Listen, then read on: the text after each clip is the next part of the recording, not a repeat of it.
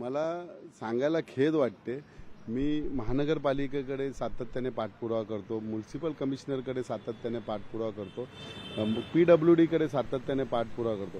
मी म्हटलं हे सगळ्या ज्या काही गव्हर्नमेंटच्याच अंगीकृत संघटना बोला किंवा एस्टॅब्लिश म्हणा किंवा ॲडमिनिस्ट्रेशन म्हणा, परंतु BMCकडे म्हटलं तर BMC म्हणते ना आमचा काही संबंध नाही त्याच्याशी, आमचा संबंध फक्त मैदानाशी आहे, हे बाकी इस्टेटची आहे, इस्टेटवाले म्हणतात.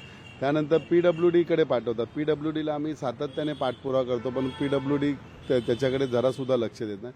शेवटी काल जिल्हा नियोजनाची बैठक होती.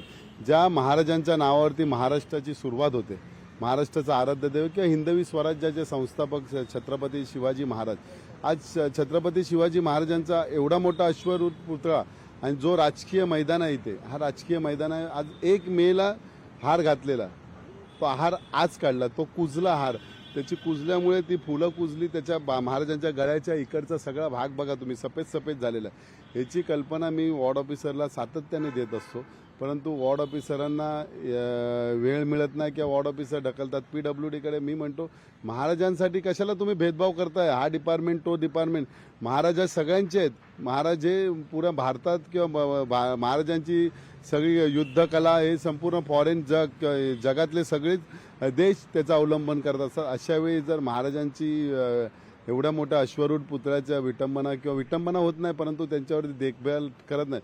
परंतु काल म्युन्सिपल आयुक्त गगराणी साहेबांनी सांगितलं की मी तुला 4-5 माणसं देऊन ती संपूर्ण भाग सुशोभीकरण व्यवस्थित करून घ्या, की महाराजांकडनं बघितल्यानंतर एक बघा महाराजांचं नाव जरी घेतलं तरी अंगात संचार संचते, जो आजारी असेल तो पण जय बोलणार. अशा महाराजांची प्रतिमा आपण महाराष्ट्रात किंवा भारतामध्ये अशा महाराजांच्या पुतळ्याची व्यवस्थित देखभाल PWDनी करावी अथवा BMCनी करावी, कुठल्याही ॲडमिनिस्ट्रेशननी करावी, परंतु महाराजांचा पुतळा हा व्यवस्थित राहायला पाहिजे. ह्या ठिकाणी महाराजांच्या पुतळ्याच्या इथे कॅमेरासुद्धा नाही आहे व्यवस्थित, तो कॅमेरा तिथे बसवा. कुठे कोणतरी माथेफिरू येतो, विटंबना करतो, ते विटंबना झाली नाही पाहिजे. त्यासाठी कॅमेरा मी तर काल जिल्हा नियोजन जिथे जिथे पुतळे किंवा जिथे तिथे स्मारकं झाले तिथे प्रत्येक ठिकाणी महानगरपालिके अथवा स्टेट गव्हर्नमेंटनी महाराष्ट्र सरकारने प्रत्येक ठिकाणी कॅमेरा लावा आणि त्याचा ॲक्सेस त्या स्थानिक पोलीस स्टेशनना द्यावा, अशी मी त्यांना काल विनंती केली. कालच्या DPDCच्या बैठकीमध्ये देखील आपण निधीचा मुद्दा उपस्थित केला गेला होता. यामध्ये माजी आमदाराला 20 कोटी रुपये मिळतात, तर कशा प्रकारे कसं काय मिळू शकतं अशा प्रकारे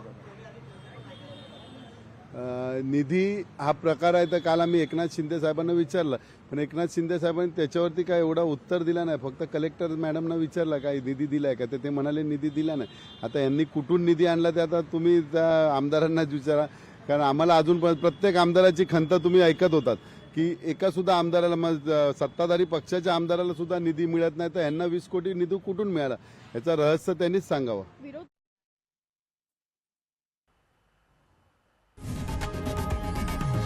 लोकशाही मराठी ऐका, पहा, जागरूक रहा.